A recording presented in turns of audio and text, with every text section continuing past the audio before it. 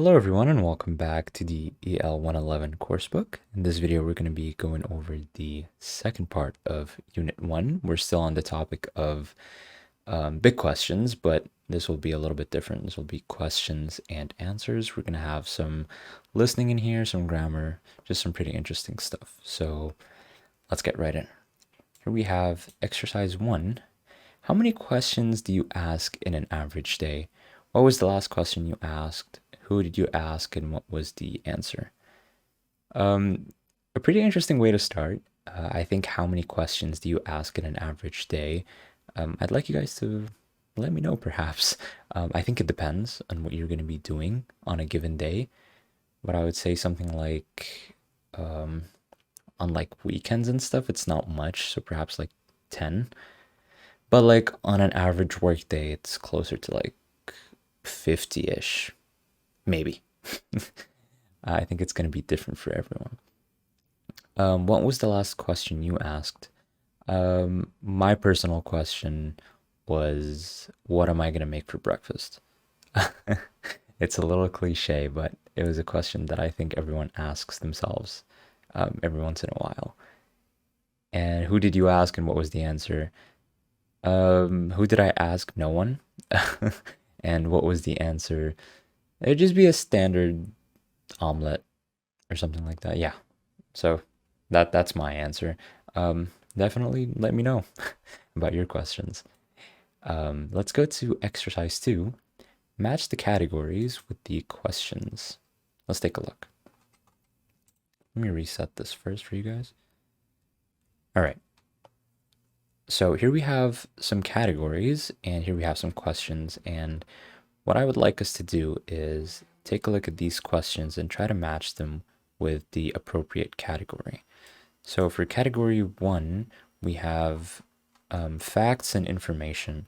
Facts and information be something like, dog ever been to space? Penicillin. Facts and information would be something like blood type. That is a fact. My blood type is O. So what is the rarest blood type? Experiences. An experience would be something like, I want to say this one, like the same one that's here. Has a dog ever been into space? That sounds like an experience. Okay, let's go to number 3. Past events. Past events, so something that happened in the past would be something discovered, so penicillin. Who discovered penicillin? It's a past event. Future predictions. Future predictions would be something like, will there ever be a cure for cancer? You're predicting it, but you're still not sure. Plans and intentions. I think it's this one. Are European Union countries going to reduce the amount of greenhouse gases they produce? That is the plan and an intention. And finally, current situations and trends is the number of malaria cases going down. Yeah, I think we got all of them right. So let's just double check our answers. Here you go. So for facts and information, what is the rarest blood type? Experiences, has a dog ever been into space? Past events, who discovered penicillin? Future predictions, will there ever be a cure for cancer? Plans and intentions, are European Union countries going to reduce the amount of greenhouse gases they produce? And current situations and trends is the number of malaria cases going down. Okay, let's listen now to an audio that has 6 conversations, and we'll be able to check our answers in the previous question. Okay, so let us take a look. 1. What is the rarest blood type? AB negative. Less than 1% of the world population has this type of blood. The most common blood type is O, about 47% of the population. 2. Who discovered penicillin? The Scottish biologist Alexander Fleming. He actually discovered it by accident. 3. Has a dog ever been into space? Yes, the Russians sent a dog called Laika into space in 1957. This was 4 years earlier than the first human astronaut, Yuri Gagarin. 4. Will there ever be a cure for cancer? Possibly. There have been some breakthroughs in vaccines. In the USA, £5 billion are spent every year on research. 5. Is the number of malaria cases going down? Yes, it is. It is going down by about 5% a year. 6. Are European Union countries going to reduce the amount of greenhouse gases they produce? Yes. All the major countries signed an agreement to cut greenhouse gases by 40% by 2030. Okay, so that was the audio, and it looks like we got all of these correct. So now let's go to... Oh, let's revise some of the grammar sentences, or tenses, sorry. Let's take a look here. Complete the rules with words from the box. Find examples of each tense. Okay, so here's what we're going to do. We're going to be taking a look at the tenses first. So these are rules for each tense, and we're going to have to match the correct tense with the correct statement. And as we go along, I'm going to be giving you examples. So what I'm going to do here is I'm going to open a notepad, put this here, and get this here as well. So let's start with number 1. We use the dash to talk about things that are generally true. To talk about things that are generally true is going to be the present simple.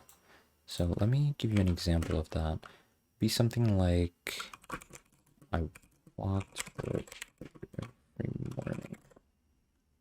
So this is something like a habit. I walk to work every morning. It's generally true. Yes, there might be some days where it doesn't happen, but generally speaking, this is what you do on a daily basis. Okay? Let's take a look at number 2. We use the dash to talk about current activity. That would be the present continuous. An example of that would be, I am currently, let's see, studying for my exam. Just an example. So this tells me that, or this specifies that I'm talking about something that I'm currently doing. So in this case, I'm currently studying for my exam. All right. Number 3, we use the dash to talk about experiences and events that happened in the past and may happen in the future. It's an interesting one. I hope you guys are able to guess this one correct. It's the present perfect. So these are things or events that have happened in the past and perhaps might happen in the future as well. So this could be something like, I visited, say Cairo multiple times. So this has happened in the past, multiple times, in fact, and it could also happen again in the future. Okay? Number 4, we use the dash to talk about finished past events. I think this one is pretty self-explanatory. This would be the past simple. I hope you'd be able to come up with your own example, but I'll give you one as well. Something like, oh, we watched a movie last night. So it's something that happened in the past. Okay? Number 5, we use dash to talk about possible future events. Possible future events, we'll use will. So something like, let's see. I will meet you at the mall tomorrow. And finally, number 6, we use going to talk about future plans and intentions. So I could say something like, I'm going to travel to Asia next month. Now, some of you might be wondering, will and going to seem awfully similar. I mean, they're both in the future and they're both talking about future events. How do I differentiate between both of them? There's a very simple way to do this. We use will when we make plans on the spot, spontaneously. And we use going to when it's something that has been planned before or prior to having the conversation that you're currently having. So let me give you an example. Let's say you meet with a friend that you haven't seen in a while, and you come to find out they work at a mall. So you decide then and there on the spot as you're having the conversation that, hey, I will meet you at the mall tomorrow. You used will because it's a possible future event. You'd like to meet them tomorrow at the mall. It's possible that it might not work out, but you did it spontaneously, and that is why you used will. On the other side of that coin, say you met up with that same old friend, but you've already planned on going to Asia next month. You've already prepared the paperwork. You have your tickets ready, your visa's good to go, everything is ready. And as conversations coming up, you let them know that I'm going to travel to Asia next month. This is not a spontaneous decision. This is something that you have already planned before having that conversation with your friend. So that is the main difference. Will is spontaneous. Going to is something that is already planned. Okay? All right. So you can pause the video and take a screenshot of these examples if you like. So I'll close this for now. We can also check our answers here. Here you go. And now let's go to the second page. All right, let's take a look at exercise number 4. Complete the questions using the correct form of the verbs in the brackets. So here we have some verbs in the brackets. You see, you get, you read, you go, you get, and you admire.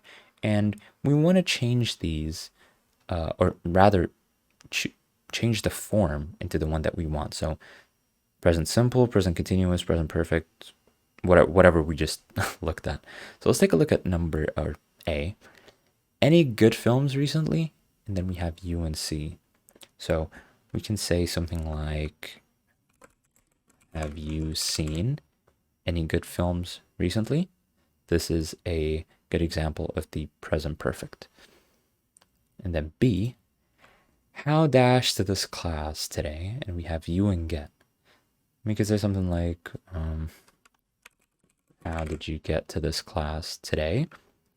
This is past simple, something that you did in the past and might happen again in the future. Or rather, just something that happened in the past, not something that will happen again in the future. I mixed that up. C, dash anything interesting at the moment. You and read. Let me see. We could say something like, it's a question, so we'll say, are you reading anything interesting at the moment? That will be the present continuous because it's something that you're currently doing, but it's a question. So are you reading anything interesting at the moment? D, dash to go abroad on holiday this year. Again, another question, and we have you and go. So same as the one above it, we could say, are you, but instead of reading, it'll be going. So are you going to go abroad on holiday this year? This will be, notice the going to right here. So going and to, so this is in the future. And again, remember, it's a question about a holiday this year. So something that is already most likely planned. Okay, it's not something that is spontaneous. E, dash an A grade in your next test or exam. You and get. So we could say, will you get an A grade in your next test or exam? Something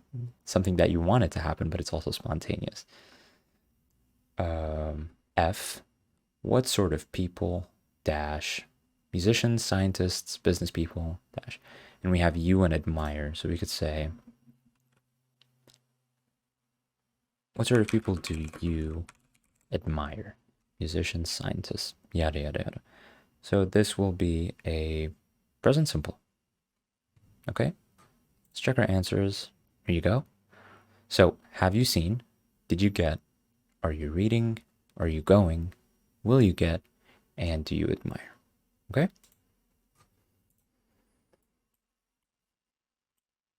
Now, let's go to number 6. And like you guys know, when it comes to reading a text or an article, what I would like you to do is pause the video.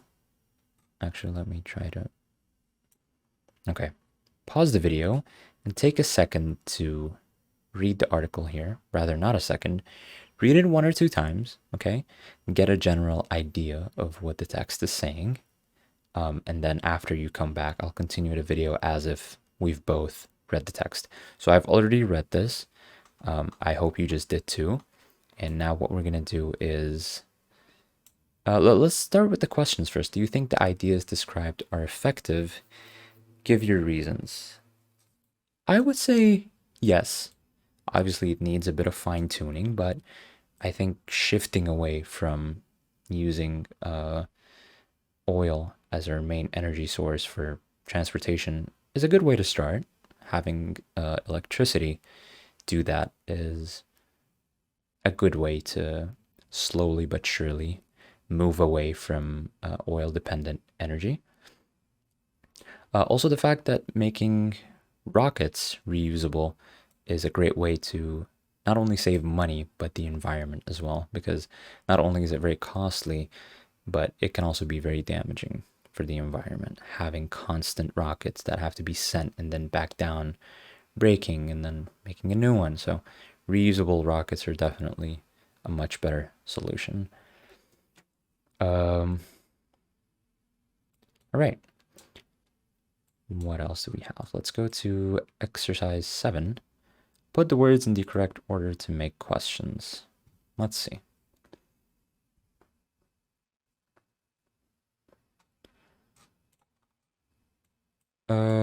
Okay, so it seems I have a little bit of a problem. This exercise doesn't work for me. So what I'm going to do is I'm going to go back to my trusty notepad here. And what I'm going to do is I'm just going to write these questions down in the correct order here in the notepad. So these are jumbled, and we're going to try to make them make sense, basically. So what invested projects in Elon Musk has? So we'll say, what projects has Elon Musk invested in? Okay, so this is the first question. Which year's start did SpaceX in? So we'll say, which year did SpaceX start in? That is the second question.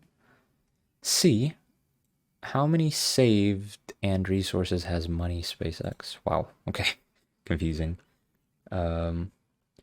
How has SpaceX saved money and resources? There you go.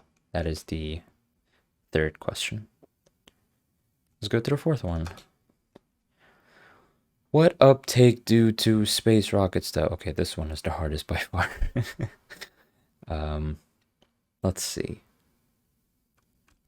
What do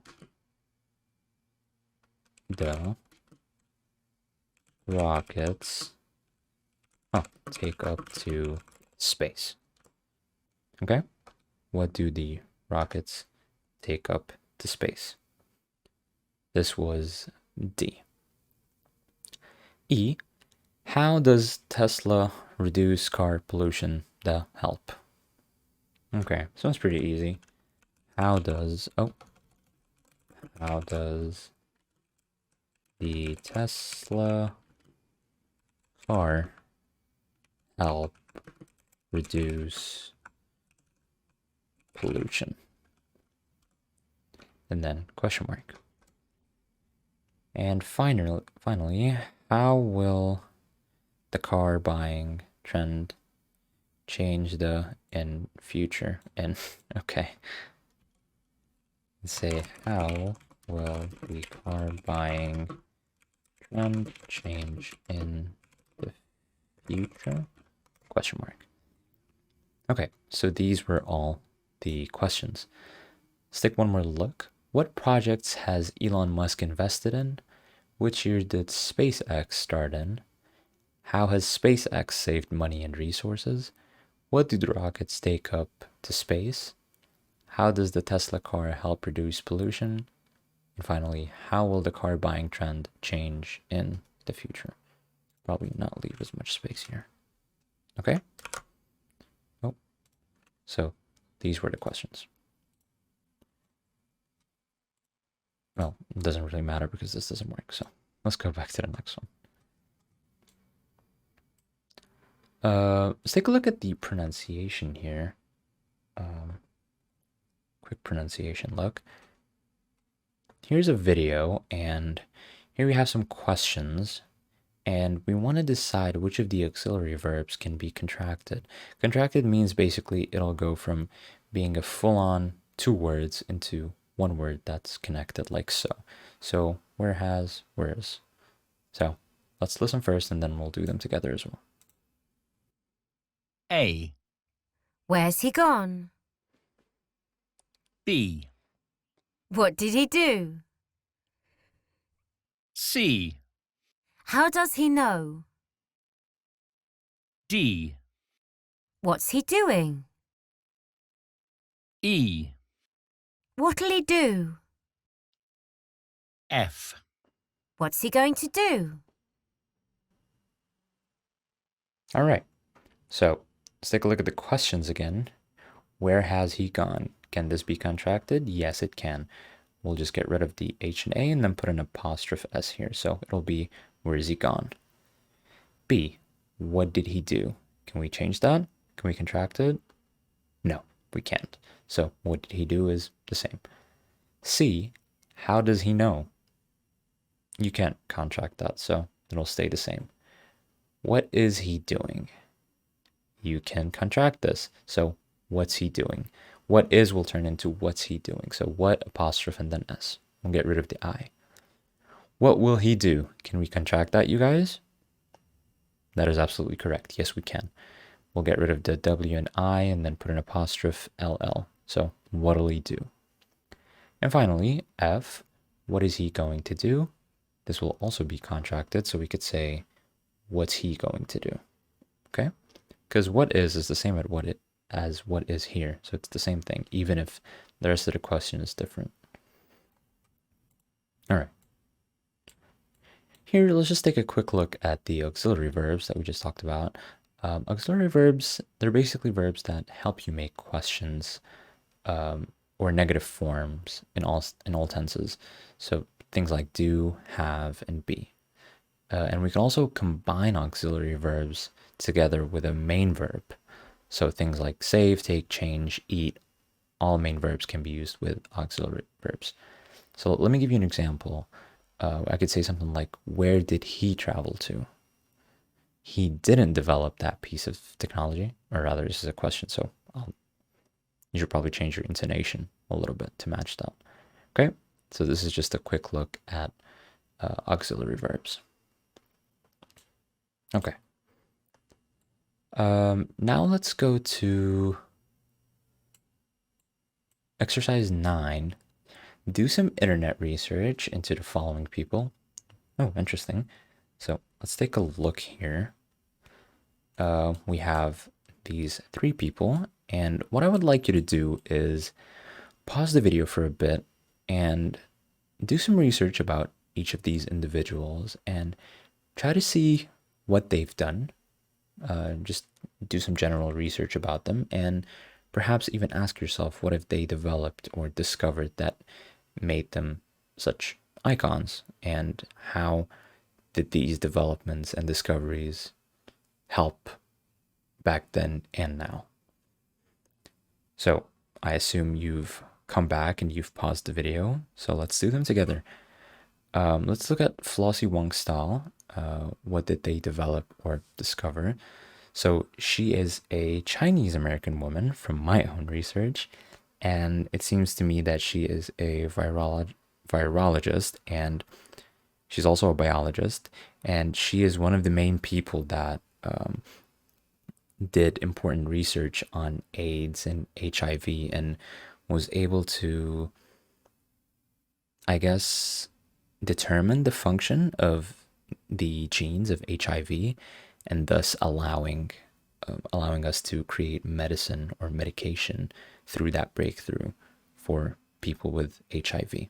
So again, a really good discovery and development on her part. Now let's take a look at Nikola Tesla. I think this one is more common. He is the person that basically took a look at the generation transmission of electricity,